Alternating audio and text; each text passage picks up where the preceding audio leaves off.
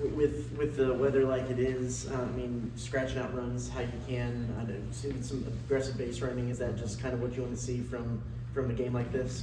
Yeah, I mean, it's something we want to be able to do whether it's 100 degrees. But yeah, I mean, when it's presented, you got to do it. I thought they did a really good job. Like stole when you need to steal, and that's tough. Like there's no excuse, there's no nothing. But it's just those conditions are tough to do anything in. And I thought our guys mentally played above the weather a little bit, and I think it showed.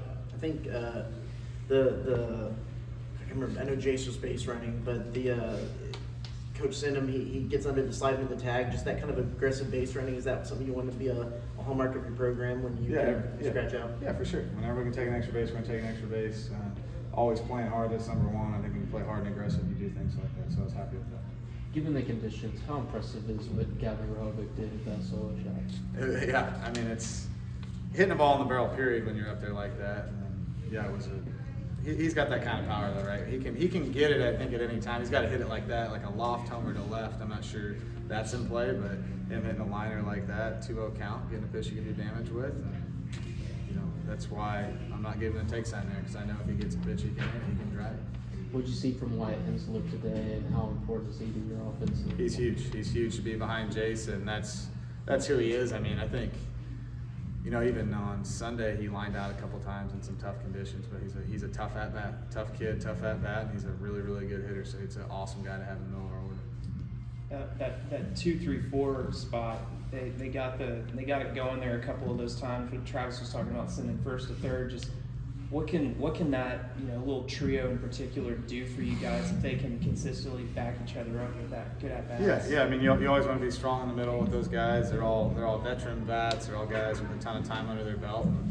We need that out of them, right? I mean, we need that. We need it 1 through 9, but that's where they hit 2, 3, 4 for a reason, and just giving good at bats. Even when they make outs, they're making quality at bats, and I like where all of them are at right now. Another quality performance from Prager. Can you kind of touch on his outing tonight? Yeah, I mean, as tough as it is to hit, it's tough to throw. I mean, you pick up a baseball out there like that, it feels like you're holding a cue ball. So it's really good. Grinded out there. Kept him where we wanted to keep him. Got him out when we wanted to get him out. But yeah, real happy with where he's at.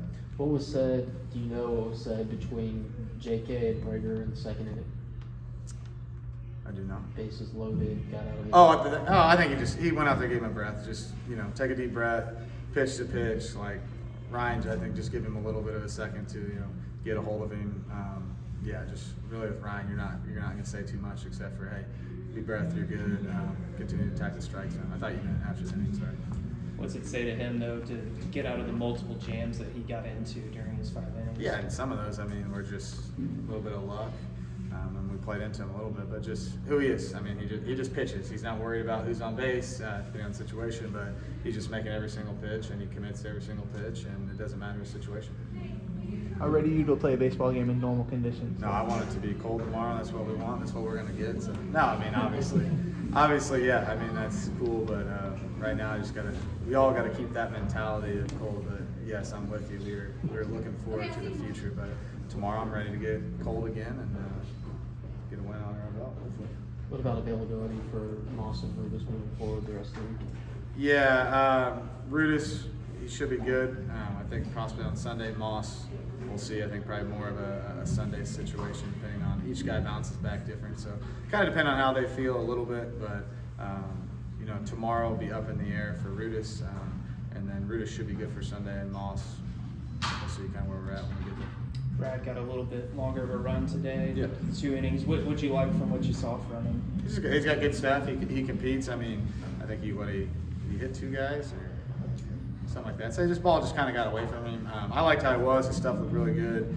I think conditions played a part in it, but his ball had something on it. He was throwing 3 pitches for strikes, and it's just we need him, and it's really good to have him out there in that role. The pitching had a total strike percentage today of 70%. What are some of the things Jason Kelly preaches that allows for an efficient performance like this, even with the cold weather where you might not get the greatest grip on the ball sometimes?